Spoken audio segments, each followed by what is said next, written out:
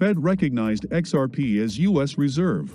Nowadays, many are arguing which of the cryptocurrencies has a greater potential for growth. Increasingly, there are thoughts that the supporters of XRP will emerge victorious from this struggle. Welcome to the Finance Up channel. If you like this video, don't forget to like it and subscribe to the channel. What do you think the maximum price for XRP will be in 2022? Write the answers in the comments. Giving away 500 XRP at the end of the week. One random subscriber will receive XRP coins. Take a look at the instructions in the comments section. All you need to do is write the word XRP, watch the video to the end to like and subscribe. The U.S. Central Bank is printing dollars nonstop in 2020, using the COVID-19 crisis and the consequences of the global lockdown as an excuse. The Fed has recently acquired so many assets that it has become the largest investor on the planet. To the question who is the largest investor in the world, many will probably answer someone like Rockefeller or Rothschild. Maybe someone more financially savvy will name several large investment funds. The correct answer is none of the above. According to Bloomberg, America's Federal Reserve is currently the largest investor on planet Earth with 22,913 different securities. However, corporate bonds still account for only $5 billion of the total amount. The Fed's balance sheet is still largely based on Treasury securities and mortgage-backed securities. The question is, what part of the current prices of large-cap assets, such as Tesla or Apple, are only part of their purchase by the Fed? The Fed's strategy is simple: keep the dollar alive.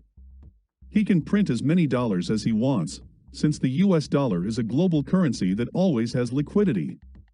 And now, with the COVID-19 pandemic and the current social instability in the United States, few are checking where these dollars are going. Money rarely reaches the pockets of citizens or small businesses. Most of the newly printed fiat money is sent directly to stocks, bonds, precious metals, and, possibly, cryptocurrency. This money printing strategy has been used for decades, but it accelerated after the great financial crisis of 2008. One of the direct consequences of this influx of money is that stock markets are showing record yields compared to 10-year Treasury bonds. The Fed's press and procurement policies raise ethical concerns. The Federal Reserve System can print as much money as it wants, and also buy any securities without question. This gives him an unprecedented opportunity to use the pump and dump scheme, or pump and dump on any assets at will.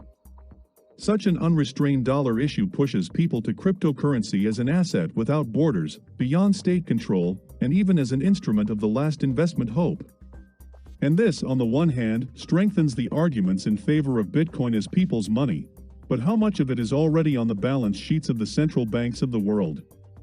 Is Tether the Fed's money-printing Trojan horse inside the cryptocurrency industry? Investors should keep an eye on the constant changes in the Federal Reserve's policy on inflation. Perhaps part of the recent bull market is simply a consequence of having more dollars, rather than a healthy upward trend in digital asset prices. The current version of payments includes ACH, debit and credit cards, etc., all of which are somehow related to traditional payment methods and have many disadvantages. Payment systems in the States were more than necessary to upgrade, which is the reason for the Fed's decision to introduce accelerated payment and then FedNow. A new and improved payment system, called FedNow Service, will be available by 2023/2024. This caused discontent among XRP enthusiasts, especially after Delete Browse message. The FATF, introduced in 2017, asked industry representatives and financial institutions across the country to come up with ideas for improving payments, resulting in more than 350 comments from 800 organizations. Almost 90% of them called on the Fed to launch a real-time service, providing instant interbank settlements along with a single private sector system. In addition to the above, the growing threat to the dollar from the private sector, such as Facebook and its proposed global currency Libra, and the accelerating growth of the crypto industry, led the Fed to create the FedNow service.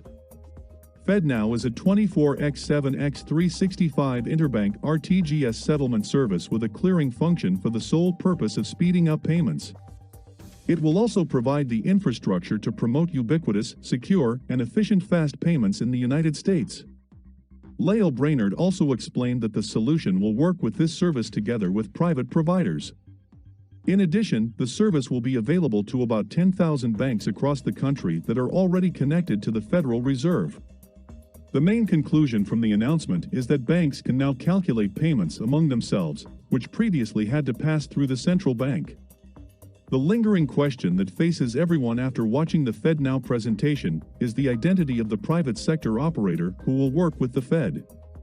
Ripple's global head of infrastructure innovation, Dilip Rao, tweeted, "Great move. The tool will contribute to the transformation of real-time infrastructure around the world, both domestically and abroad." This caused a lot of noise in the community, and many believe that the company may be the private sector operator that the agency was talking about. Can Ripple be a private company working with the Fed? Ripple has openly shared that it is working with the Federal Reserve to improve the system in the US. It's not a secret. Ripple gives financial institutions the opportunity to make international payments faster than the usual 2 to 4 days today. The solution strengthens confidence in international payments, providing end-to-end transparency of transactions for banks as well as settlements. In addition to the above, Ripple has also received praise for being flexible enough to be integrated directly into the FI platform or a third-party vendor that FI is already connected to. Despite the fact that FedNow is a good direction, banks will need capital to clear and calculate payments, the details of which are not yet presented in the presentation. The popular crypto tracker Whale Alert tweeted that over the past 16 hours, the tech giant Ripple has transferred 200 million XRP tokens after unlocking 1 billion of them the day before. In addition, a transaction of a similar size was carried out between anonymous cryptocurrency wallets. The aforementioned crypto tracking platform recently posted several tweets showing that after having released a whopping 1 billion of these coins from it on the first day of 2022, the company transferred the remaining 200 million XRP to one of its wallets in order to use these funds for internal use later. This is equivalent to $16.85, 30030 in fiat currency. Whale Alert also tweeted that an anonymous crypto whale sent a slightly larger chunk of XRP 225,329,020 coins to another crypto wallet with an unregistered owner. This amount of the 8th largest cryptocurrency is worth $190,900,260. The live XRP price today is $0.67 with a 24-hour trading volume of $2,315,000,000. We update our XRP to USD price in real time. XRP is down 8.94% in the last 24 hours. Do you think XRP will be able to rise to $1? Write your answers in the comments. That's it for today. Thanks for watching this video to the end. If you liked it, then don't forget to like it and subscribe to the channel so as not to miss the release of new videos.